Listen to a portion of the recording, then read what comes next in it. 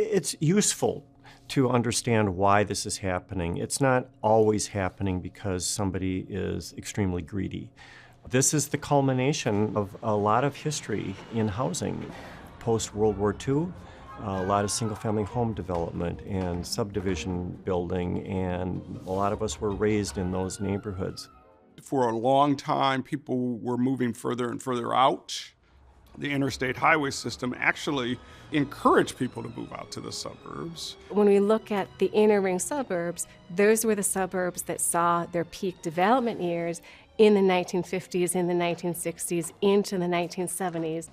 The federal housing policy also encouraged segregation and encouraged people to move into suburban communities. The majority of people of color in the seven-county area lived in Minneapolis and St. Paul. You have central city communities that have been disinvested in for decades, right? And so the public sector has disinvested from them, the private sector has disinvested from them. They've become the homes to, generations of communities of color. So if you were a low-income person in the 1970s, 80s, and 90s, you couldn't get a home. You couldn't afford to buy a home, but you could afford your $400 or $500 a month rent. And that's been your whole life. You raise your family in an apartment, your parents lived in an apartment, your kids are going to live in an apartment probably. In the 80s and 90s, there was a lot of not in my backyard kind of behavior that prohibited the natural development of affordable housing within the region. We didn't build housing during the 1990s and early 2000s. Through the 2000s, we saw significant growth in single-family home ownership, lots of development, lots of large new houses. A lot of new subdivisions in the outlying areas of the metro, and people were driving to affordability. Our business was terrible, and I think a lot of people don't realize that, but we were struggling to maintain occupancy. We were having negative rent growth, expenses were going up. It made a lot of really good renters into bad homeowners. And people didn't recognize, especially the first-time homeowners, it was just more than making your mortgage payment that was the same as your rent. It was all the other things that go along with homeownership. By the 2010 census, the majority of people of color lived outside the two core cities of Minneapolis and St. Paul. So what we're seeing is a migration out to the first and second ring suburbs of people of color that at a staggering rate. And those are the properties that have now aged into naturally occurring affordability. Then the housing bubble occurred. When that correction happened, more people decided not to buy homes, couldn't buy homes, and so as a result, they needed a place to live, and so they looked to the rental market. And in the aftermath of the housing bubble, what we're seeing is that more people are choosing to rent rather than to own their own homes. Downtown Minneapolis is arriving. The economy is doing great. There's a lot of jobs coming into the area. Our region has experienced population growth.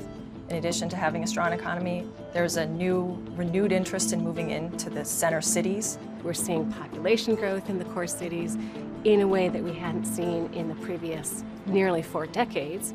Some of those areas that maybe were less fashionable 20 years ago, 10 years ago, now people want to be by buses or transit. Now they may want to be downtown. If 20 years ago you'd looked at how could you have predicted how the millennial group would act, you couldn't predict it. The millennial generation, so roughly early 20s to mid 30s, nationally they're the largest generation overall in our country. Millennials don't want the responsibility of home ownership. They like being taken care of in a rental property, and so that's a whole nother dynamic at play. I don't think this is a generation that really needs to have this plot of land with their own playground and their own swimming pool. They don't want that responsibility. They're moving into rental housing and moving into luxury rental housing. We hear about the dog bathing facilities. We hear about additional amenities that were unheard of 15, 20, 30 years ago.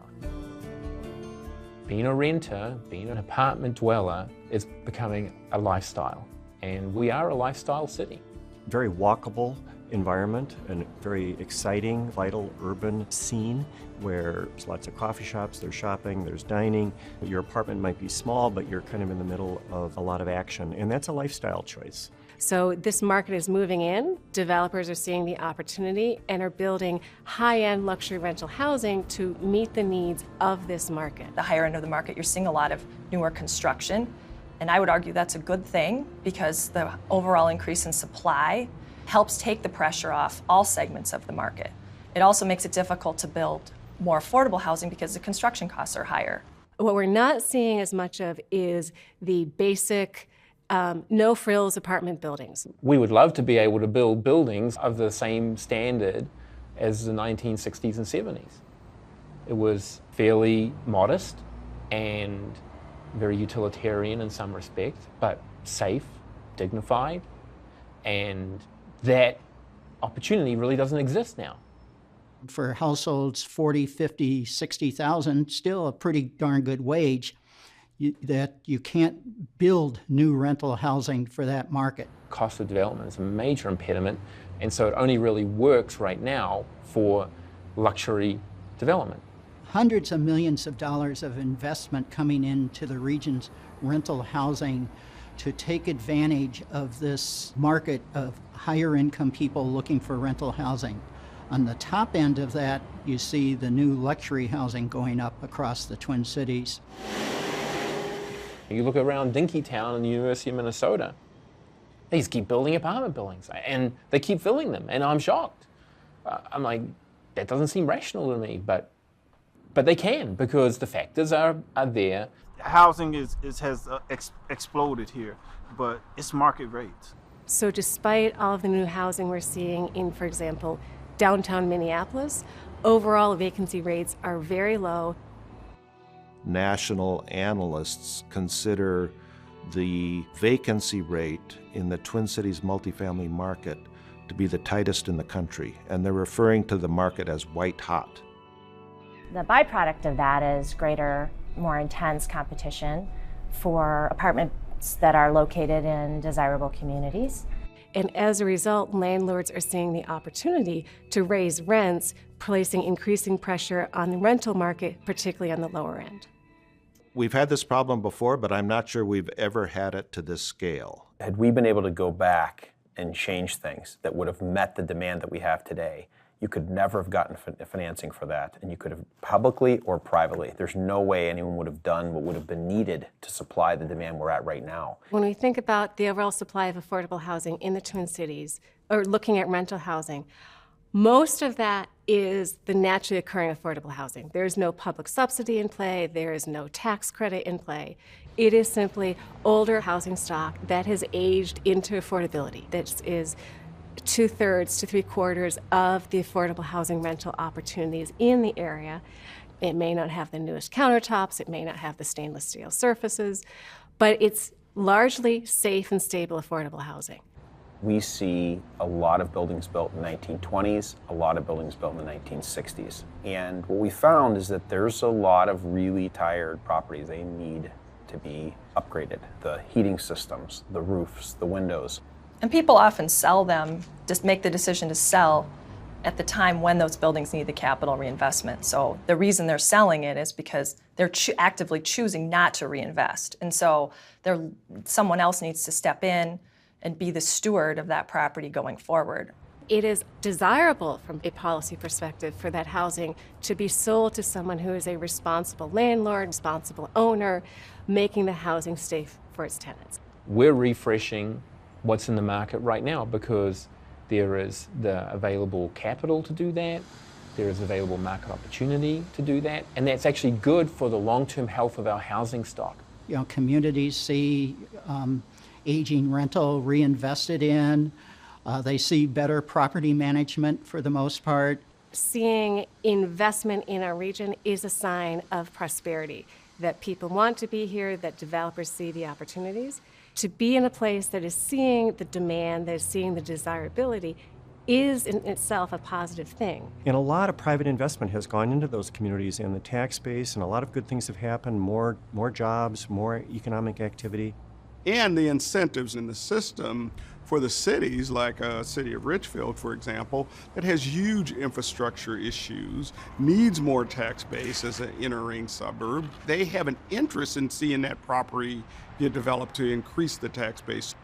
Communities need those funds to fund their own public improvements, parks, police, fire, services that our residents rely on. It's good for the city in terms of tax revenue, yet it doesn't solve the problem for the long term for housing. In some cases, when we're in a tight housing market, apartment building owners see the opportunity for profit.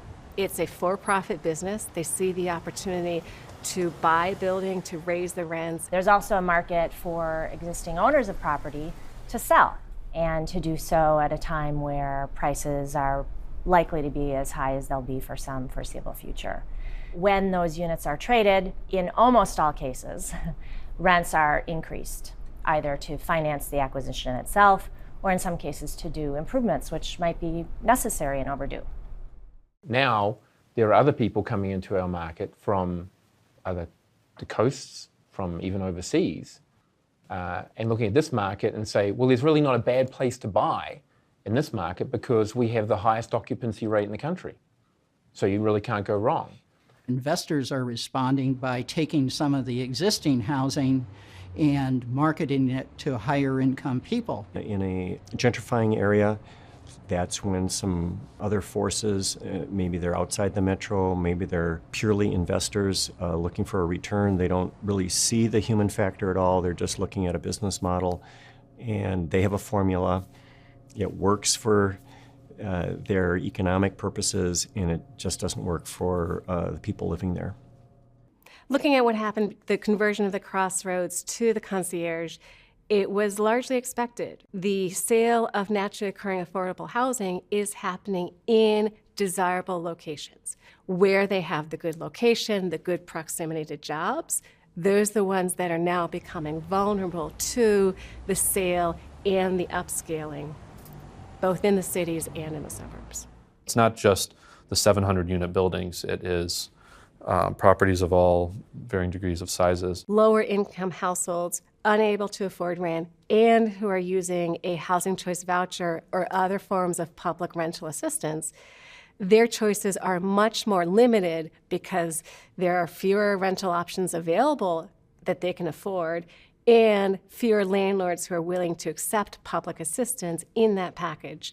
The market works for those of middle and upper incomes very well. They can afford to pay the higher rents when they get raised. The market never works for somebody with a really low income. And when we're in a rental market where landlords can be picky and pick the highest income renters who come to them, there's a natural economic incentive for landlords to choose higher income renters and making lower income renters have fewer and fewer choices in the region. So need some tape, right? If the market kind of moves that in a direction that displaces these people, they have no place to go. There is no place to go for these individuals. There's a large population of folks who have been living here who really are being priced out of that housing situation.